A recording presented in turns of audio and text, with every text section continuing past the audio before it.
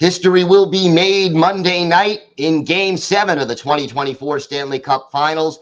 Will the Edmonton Oilers complete a historic comeback? Or will the Florida Panthers win their first Stanley Cup? We've got both sides of this game covered. Plus, the Ottawa Senators are interested in Linus Ullmark as they face a pivotal offseason. We've got all of that and more on today's Locked On NHL podcast.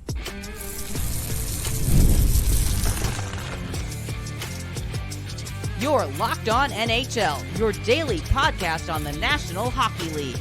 Part of the Locked On Podcast Network, your team every day. Gil Martin here, and welcome everybody to the Monday edition of the Locked On NHL podcast, part of the Locked On Podcast Network, your team every day. I want to thank everyone who makes Locked On NHL your first listen every day. Don't forget to subscribe on YouTube or wherever you get your podcasts so you can get new episodes as soon as they drop. Today's episode is brought to you by FanDuel. Make every moment more. As the playoffs wind down, the sports stop sporting like we want them to. But this summer, FanDuel is hooking up all customers with a boost or a bonus daily. That's right. There's something for everyone every day, all summer long. Visit FanDuel.com/LockedOn to get started. It is great to welcome back to the show the host of Locked On Oilers, Nick Zararis. And Nick, we are this close to seeing history being made, first time in more than 50 years, that we could maybe even close to 70 years, that we have seen a team come back from a 3-0 deficit and win a Stanley Cup. Can the Oilers make NHL history Monday night? This has been a weird series in the sense that the games haven't really blended into each other. There hasn't really been a consistency from one to the next in terms of flow.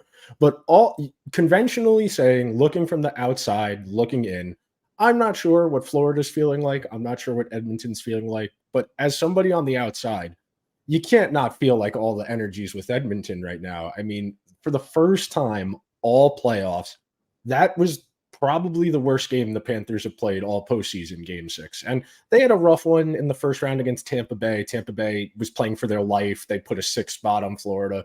The Bruins hung a 6th spot on them as well in the second round. But by and large, they have not looked that disoriented, that disjointed at any point in the postseason. And you start building momentum. And that was really the key for Edmonton in this series. I know the games haven't really blended well together one into the next, but that sense of belief, that's always kind of what you need as the underdog. What I've talked about a lot on Locked On Oilers is the clip of Kevin Millar on the Red Sox in 2004 talking to Dan Shaughnessy, where he says, don't let us win tonight, talking about Game 4 against the Yankees in 2004, because Game 5, we got Pedro. Game 6, we got Kurt Schilling. And then Game 7, anything can happen in Game 7. Edmonton, don't let us win tonight. We got McDavid. We got Draisaitl. Anything can happen in Game 7. And that's how you have to feel if you're an Oilers fan right now. How important was having that Panthers goal overturned when it was 2-0 Edmonton in Game 6? And I mean, that just seemed to take the wind out of the sails of the Florida Panthers and got them off their game. It's brutal. There's no other way to say it. That is about as brutal as it gets, because we're talking about millimeters. We are talking about as small of a gap as pretty much physically possible being the determination in a game, because all of these games take on such unique lives from one to the other, where one goal really can swing an entire game. Like you said, at 2-1, it is a very different game if that goal stands, because then Florida feels, okay, we didn't get off to a great start, but we are in this game. One more goal and we haven't played well. That's what starts to become dangerous when you're playing from behind, you're a little more desperate. You get a little bit of belief. And I know it's ironic to talk about that from the Florida perspective, but they get that one goal. That's a vastly different game, because Edmonton got going in transition.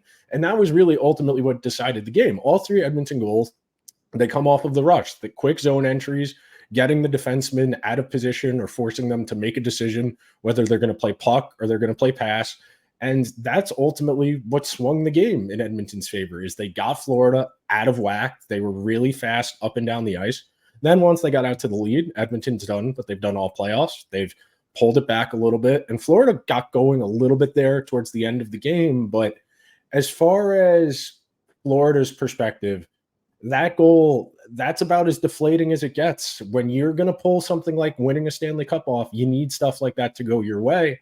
And if there were ever I don't want to call it like a moment of zen, but if there was ever a moment to say, wow, the Oilers are really going to do this, it's getting a goal disallowed by that much. What, in your mind, has been the biggest difference between games 1, 2, and 3 and the last 3 games that we've seen? Florida's disjointed. We talked a lot after game 3 about how Edmonton just couldn't get anything going. They were playing from behind. It's really hard to play from behind as a rush-based offense because you typically game the zone really quickly, and you only really get one scoring chance off of that most of the time, and that allows the other team to regroup, get possession, break out, go the other way. Now, Florida's a little bit more they're a little more not risky. I'm trying to think of the word I want to use. They're a little more risk averse, where they're playing a little more flat-footed. They're pinching a little bit because they've been chasing. That's the other thing. Edmonton's gotten out to leads. You go back and you think about game 1, Florida wins 3-0. Game 2, ugly rock fight, not a lot of scoring chances back and forth. Game 3, Edmonton gets their butts kicked. The subsequent 3 games, Edmonton gets out to a lead, forces Florida to start pinching a little bit more, and then Edmonton gets going in transition. That's kind of been the key, is Edmonton using their speed. And it's not just McDavid. It's Ryan McLeod. It's Dylan Holloway. It's Zach Hyman. It's Draisaitl. Getting those guys going in transition has been imperative to turning this series around, because the first 3 games, Florida turned this series very ugly. It was cycle, high to low, point shots, deflections, rebounds, and outworking Edmonton, especially down low around the net. These last 3 games, that hasn't been the case.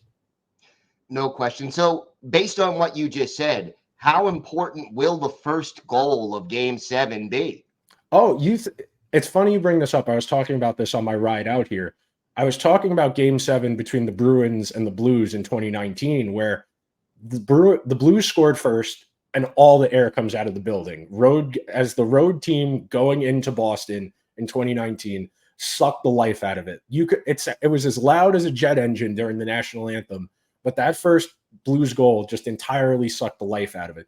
I imagine there will be a lot of people who are making this journey because this is a once in a lifetime opportunity as an Edmonton fan. But that crowd, if Edmonton scores first, it's going to sound like a library. You cannot manufacture your way around that type of anxiety. One of my friends came up with the idea of post-ticket clarity, where I spent how much for this ticket sitting down at the game, and it's, oh, that's right, I spent $700 to be here tonight, and my team is down 1-0, and I'm just sitting there on my hands for the next 2 hours. I don't want to get loud. I don't want to be excited. I am miserable. Yeah, that is a definite difference maker as far as the atmosphere is concerned at the arena. Talk to me about Stuart Skinner. What has he meant to this team? Going into the series, obviously, most experts thought that Bobrovsky would give Florida an edge in goal. What has Skinner meant to the Oilers? It's part of what we were talking about before, about them scoring first. Skinner is so much better when he has a little bit of room for error. And Edmonton's defense at large plays a lot better when they're playing with a lead, because their decisions don't have to be as crisp. They have a little bit more leeway. And of course, you always want to make the right play, but you're going to be a little more tight. You're going to be a little more stressed out. And that's the thing with Skinner. When he's in his own head, he can't stop a beach ball. But because he hasn't had a ton of pressure on him in these situations where it's 3-goal lead, 4-goal lead, it's okay if he gives up a goal. He doesn't have to be perfect, and he's not sulking his shoulders after the goal against. It's okay. It happens. And he's had a significantly more confident demeanor, I would say, whereas against Vancouver in particular, I would say he was kind of trying to project an aura of confidence where he might not have felt great about his game, versus this series where he's actively been good. Connor McDavid has been outstanding, especially in the last 3 games. Win or lose Monday night, is he the Conn Smythe Trophy winner? He might not take it if he wins and they lose. In all honesty, the Athletic did a feature the other day where they talked to him, they talked to Hextall, and somebody else who, I think Reggie Leach was the other guy who won the Conn Smythe as the losing team. And the 3 guys in the 80s and 70s, that wasn't on TV back in the day. they gave the trophy to Jean-Sebastien Giguère in 03 when they lost to the Devils, and none of his teammates realized he won the award because they had already gone to the locker room. So if McDavid gets it, in my opinion, he deserves it. He's been the most important player in this series. He's been their best or second best player in every other series of this postseason. I think this is a case of kind of similar to the regular season MVP award, where the narrative will carry him. The fact they got here alone, the counting stats, I think there's pretty much no chance he doesn't win, even if they lose the game. All right, it'll be interesting to see if he does make history in that way, or if the Oilers make history by coming back and winning the Cup. Nick, why don't you tell our viewers and our listeners where they could find the podcast and where they could find you on social media? Thank you so much. Over on any of the major podcasting platforms, we're over on YouTube as well every day. On Twitter at Nick Zararis, Nick Zararis. Thank you so much for having me, Gil. Thanks, Nick. Today's episode is brought to you by your friends at FanDuel. I love sports. I love them so much I never want them to stop. But as the playoffs wind down, we get fewer games.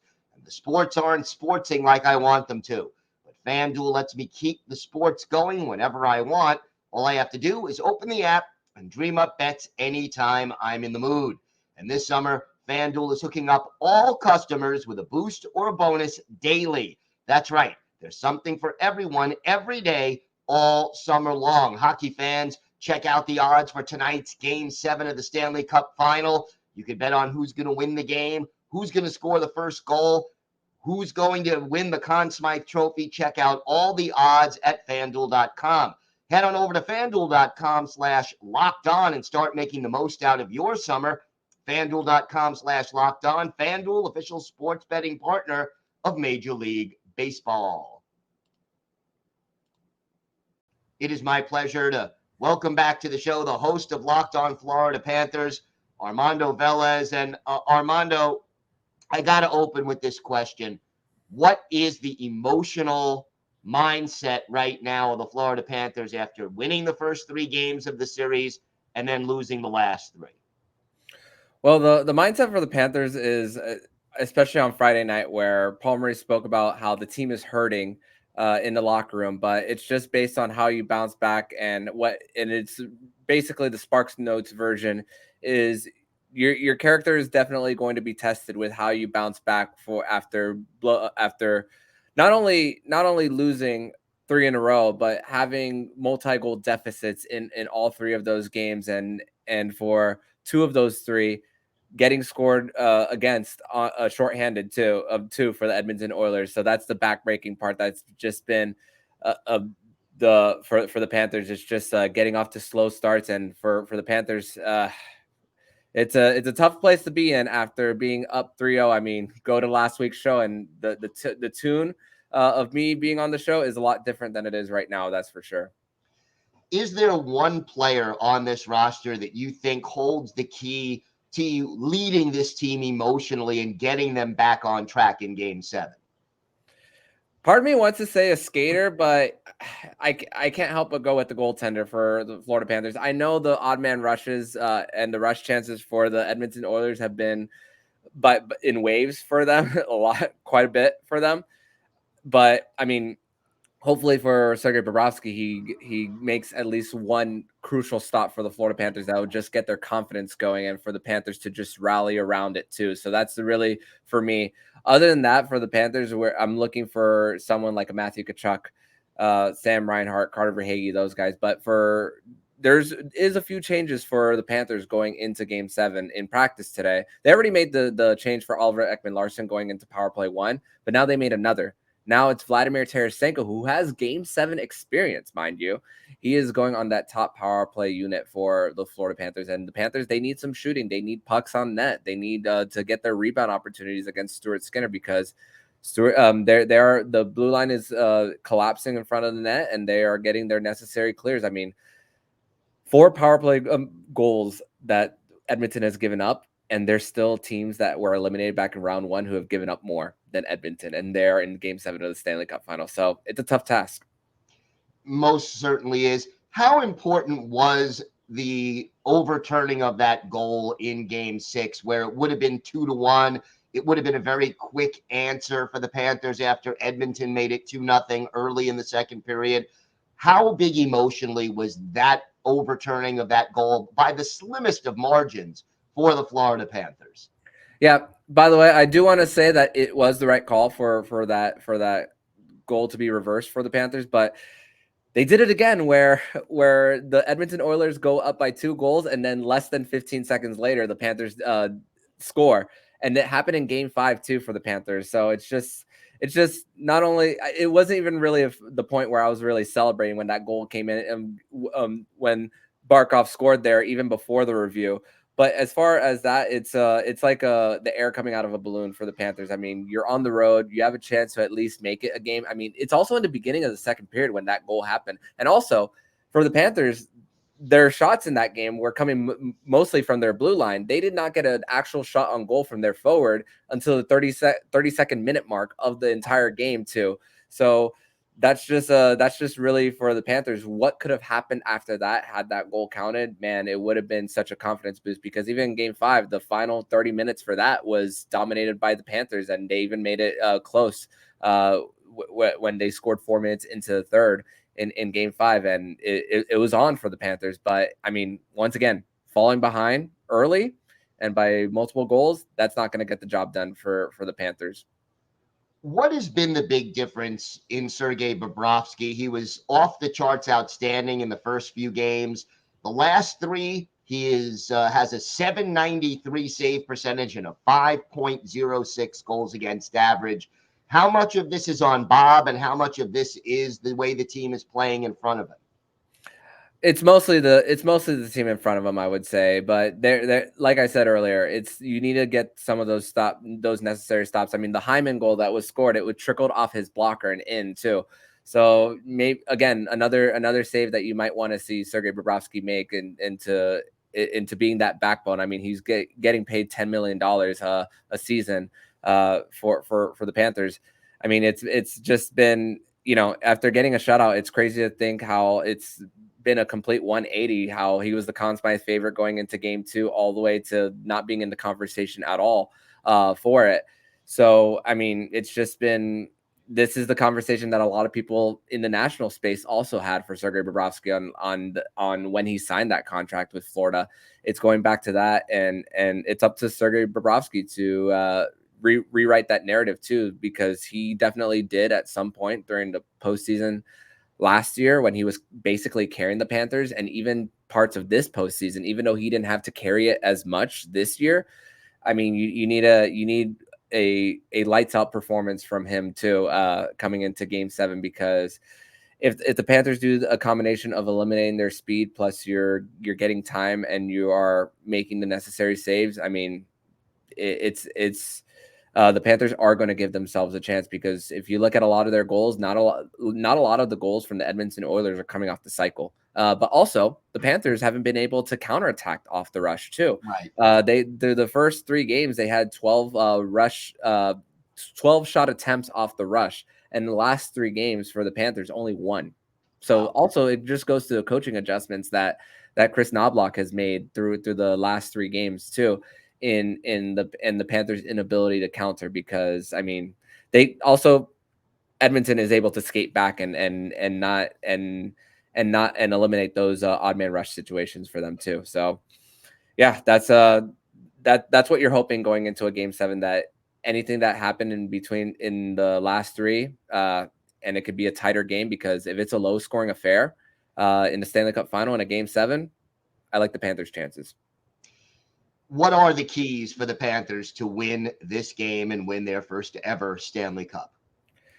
They have to score first. That is they already have one of their 3 wins came when Edmonton scored first. That was back in game 2. But for the Panthers, I mean, 4 out of the 6 games Edmonton has gone on the board first. So that's really for them the importance for that. And the goal differential for both teams, it's kind of flipped. It's kind of mirrors of each other, not necessarily mirrors. It's opposites, 180 of each other. Edmonton scores first, and then they kind of regress later into the game. I mean, maybe because it's the fact that they're a lot of times they're up by multiple goals. But for the Panthers, they're in the negatives. I think they're -6 right now in goal differential in the first period, and then they get better as the game goes. So when it's Game 7 of the Stanley Cup Final, you got to make sure that you score first for the Panthers so that they can actually get to their game. And it doesn't necessarily mean it could mean that Edmonton could be the more desperate team, and then you don't have to be so up into the play. Irresponsible pinches for the Panthers, and it doesn't give up an odd man rush opportunity for them. So, and it's basically these last three, it's been the Panthers trying to do a little bit too much. And after Game 4, maybe you brush it off a little bit and thinking, okay, you still have 3 opportunities, but it's carried over to the last 2. So it's one game for all the marbles to make history, and you are going to make history one way or the other. There is no in between here, because what is on the line is a lot of economic impact in the sport of hockey. Guys getting possible bumps in their contract, whether they stay with the Panthers or go elsewhere. Legacies with Sasha Barkov being possibly the first Finnish captain to be a Stanley Cup champion, Sergei Bobrovsky being undrafted, Paul Maurice, the most losses of a coach ever. The storylines, just one way or the other, they're going to write themselves. So for the Panthers, forget about everything from the first 6 games. It all comes down to June 24th, 2024, the most important day in Florida Panthers history. Yeah, we'll see which way it goes. Armando, why don't you tell our viewers and our listeners where they can find the podcast and where they can find you on social media? They can find the podcast anywhere they listen to podcasts and also on YouTube. They could also follow myself personally at MondoMan12. Follow show account on X and Instagram at LO_FLA Panthers. And hopefully the Florida Panthers give me some good vibes going into the summer, because my baseball team that plays in Little Havana is 23 games under 500. So hopefully the Panthers can give me something good going into the summer. All right, Armando, thanks. Great to talk to you as always. Thank you as always, Gil. Today's episode is brought to you by your friends at eBay Motors. Passion, drive, and patience. The formula for winning championships is also what keeps your ride or die alive. eBay Motors has everything you need to maintain your vehicle and level it up to peak performance. Superchargers, roof racks, exhaust kits, LED headlights, and more. Whether you're into speed, power, or style, eBay Motors has you covered. With over 122 million parts for your number one ride or die, you'll always find exactly what you're looking for. And with eBay Guaranteed Fit, your part is guaranteed to fit your ride every time, or your money back. Because with eBay Motors, you're burning rubber, not cash. With all the parts you need at the prices you want, it's easy to make your car the MVP and bring home huge wins. Keep your ride or die alive at ebaymotors.com. Eligible items only. Exclusions apply. eBay Guaranteed Fit only available to U.S. customers. It is my pleasure to welcome back to the show the co-host of Send Central, Locked On Senators, Brandon Pillar. And Brandon, I got to say, for a team that didn't make the playoffs, there is more chatter right now about the Senators than maybe any team not named the Edmonton Oilers and the Florida Panthers. Why are the Senators so active in the rumor mill right now? Well, Gil, first, thanks for having me. Always a pleasure to join you on Locked On NHL. And where there's smoke, usually there's fire, right? There's a lot of rumors surrounding the Ottawa Senators for a reason. This is a team that needs a major shakeup. And anytime you have a new owner that then brings in a new general manager, totally new executive staff, totally new coaching staff now, they want to start putting their imprint on the team the way they see fit and the way they see will be best for the team in the long-term future. Now, Pierre Dorion had his ups and downs with the Sens, but he did leave Steve Staios with quite a mess on his hands when you start to think about the Shane Pinto incident, losing a first-round pick in the Evgeny Dadanov debacle years ago, and just a team that has been struggling to finally make that next step out of rebuilding. So Steve Staios and the rest of the staff is looking at this squad and saying, we need to find a way to fix this fast, because Sens fans have missed the playoffs for 7 straight years. And there's the makings of a really good hockey team here. The core is set. They just need to find the right pieces. Most importantly, the goaltending, which we're going to get into for sure. That's been the worst issue for the Sens. Korpisalo signed to a massive 5-year deal in free agency last year. Him and Forsberg as a tandem were among the league's worst in save percentage. So if they can't figure out the goaltending, the rest of this core with talented players isn't going to be able to win enough hockey games to get it done, Gil. Now, one rumor we've heard about goaltending is that the Sens are allegedly interested in Linus Ullmark, the Bruins goaltender. Will the Bruins make a deal within the division, first of all? And what are you hearing about what the Sens would have to give up to get him? So obviously a lot of smoke screens going on. I talked about where there's smoke, there's fire. There's also smoke screens going on. You don't know what rumors are real or who's putting stuff out there just to change the conversation or what. But the feeling is that the Senators are kind of the more aggressive team going after Ullmark, especially when you look at the fact Jacob Markstrom no longer available. The Devils got their guy. Darcy Kemper, obviously not a sought-after guy, but the LA Kings look at it probably now as they at least have a goalie in place moving forward. So they're probably not looking for a goalie either. So the Ottawa Senators are really dialed in on Ullmark. They were actually in big talks to acquire him at the trade deadline, but Boston just didn't see fit. And I think they wanted to keep 2 goalies. You never know what happens in the playoffs. And I think Ullmark wasn't too stoked about moving his family mid-season, especially going from a contending team to a team like Ottawa that was well out of it at the trade deadline. So revisit in the summer, and it seems that the Ottawa Senators are going to use their draft capital that they have for now to acquire Ullmark and likely Jacob Chychrun.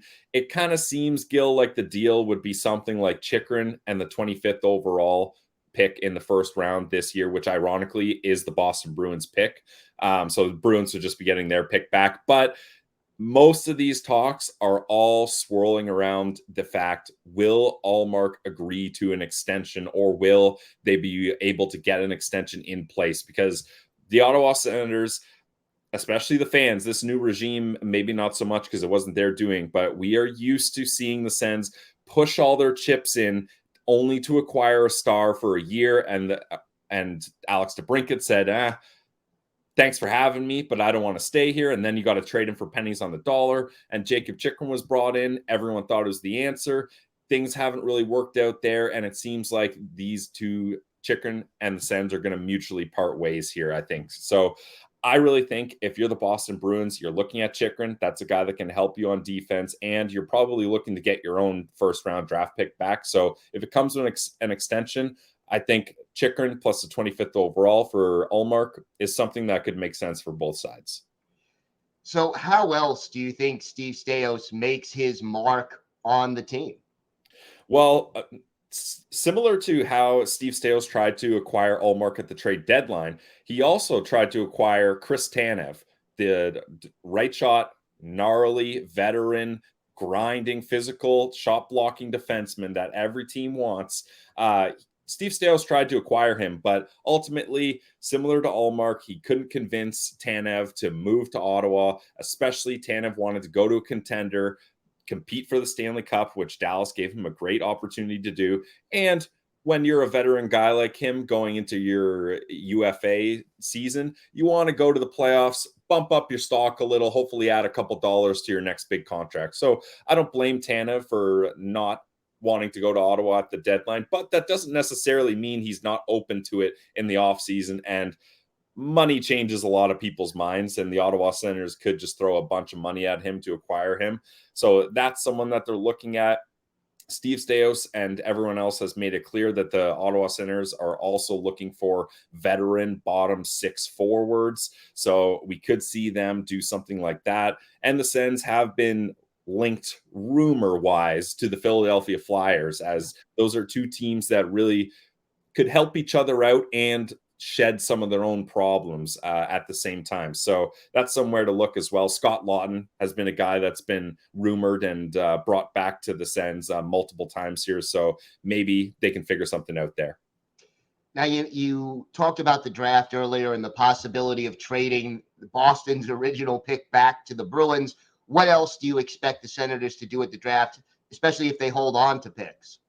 Yeah, so as of now, the Senators hold the 7th overall pick, their own pick. The 25th overall pick, the Boston Bruins pick, that was acquired from Detroit, trading for the DeBrincat trade. And then the 39th pick. Those are kind of the big pieces for the Sens here.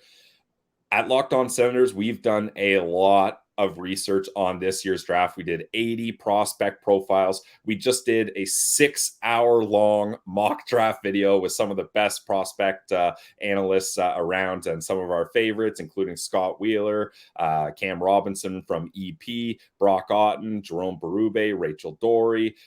So we've had a lot of research on this draft, and for a good reason, Gil. A player that the Ottawa Senators acquire or select, I should say, with the 7th overall could really alter the way this franchise looks in the next couple of years. There's some prime talent in the top 10 of this draft. The Ottawa Senators, they want to find a young defenseman most likely, and there's lots of great options. But if they decide to go for a forward, they have a lot of great options at forward as well. So either the Sens can use that 7th overall pick to bolster their prospect pipeline, which needs a lot of work. Scott Wheeler of The Athletic ranked the Ottawa Senators pipeline 31st out of 32 teams. Gil, your New York Islanders were 32nd. Yeah. So the only team behind. So you know what I'm talking about here. Oh, yeah. So the Ottawa Senators could use that blue chip guy to bolster that, or something at least we've kind of dabbled with the idea of Locked On Senators. Maybe the Sens say, hey, this is a deep draft. We need to acquire more draft capital. Maybe they're looking to trade back with the team that has their eyes set on someone in the top 10. You trade back a couple spots, acquire a little bit more, and maybe you get a second round pick added to that, or a roster player that you desperately need as well. So I think the Ottawa Senators really are going to use that draft capital to either trade back and acquire more, or use that to bring in NHL ready guys that they feel could be big difference makers on that roster next season. Going to be an exciting week in Ottawa for sure. Oh, yeah. Brandon, why don't you tell our viewers and our listeners where they could find the podcast and where they could find you and your co-host on social media?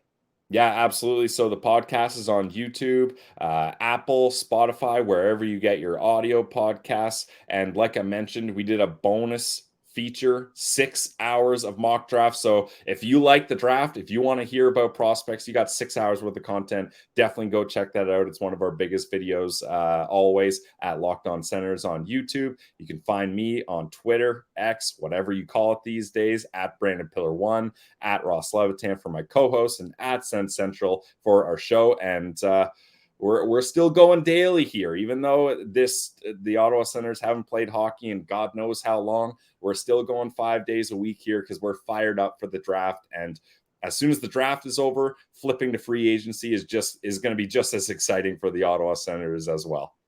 No question about it. I know you guys will have it covered every step of the way. Brandon, thank you so much. No problem.